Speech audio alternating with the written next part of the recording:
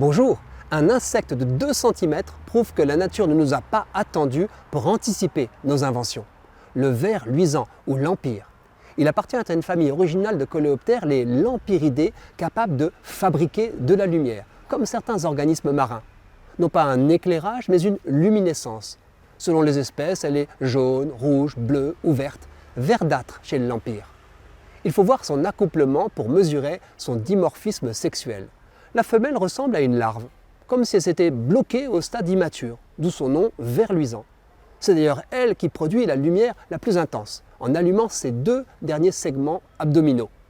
Aptère, dépourvue d'ailes, et donc clouée au sol, elle se contente de grimper sur des brindilles à découvert pour être vue de loin comme un phare dans la nuit. Le mâle, lui, est un coléoptère classique, avec ailes et élytres. Lui aussi émet de la lumière plus faiblement. C'est son regard qu'il faut regarder. 2 très gros yeux noirs placés en avant sur le même plan, surmontés d'une sorte de casquette à visière. La carapace de son thorax vient en surplomb de sa tête, rétractile. Objectif, mieux repérer sa dulcinée. De plus classiques phéromones feront le reste. Une fois la rencontre opérée, le couple s'éteint presque entièrement. La luminescence sert donc à se rejoindre dans la nuit au milieu du vacarme sonore et olfactif généré par la biodiversité.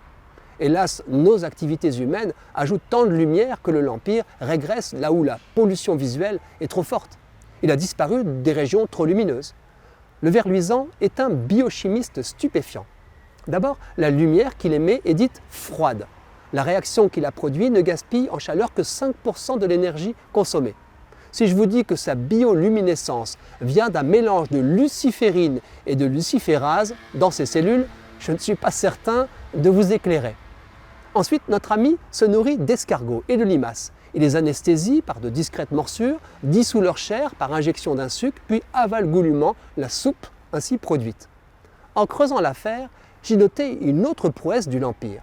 Chacun sait que l'escargot bave, d'une bave collante. C'est sa réaction de défense. Les mandibules et les pattes de son prédateur pourraient se gripper. La nature a tout prévu. La larve de lampyre dispose d'un système d'auto-nettoyage high-tech. Elle est capable d'extraire de son abdomen, à partir d'un pied terminal adhésif, un balai de 130 tentacules extensibles et rétractables. La structure des aspérités de leur surface, en forme de minuscules griffes, râpe dans un sens et glisse dans l'autre, comme nos meilleures brosses nettoyantes. Grâce à la souplesse de l'abdomen, une minutieuse toilette intégrale est réalisée dès que nécessaire avec cet éventail 3D. La bave séchée est agrippée puis déposée au sol. Le ver luisant est un bon indicateur de la biodiversité de nos jardins. Le programme participatif de son suivi mobilise 15 000 bénévoles en France. Saluons les premières conclusions de cet observatoire. Granulés antilimaces et girobroyage sont nocifs au lampyre, mais a priori pas nos petites lampes solaires. Quant à moi, à la prochaine nuit sans lune du printemps, j'ouvrirai l'œil.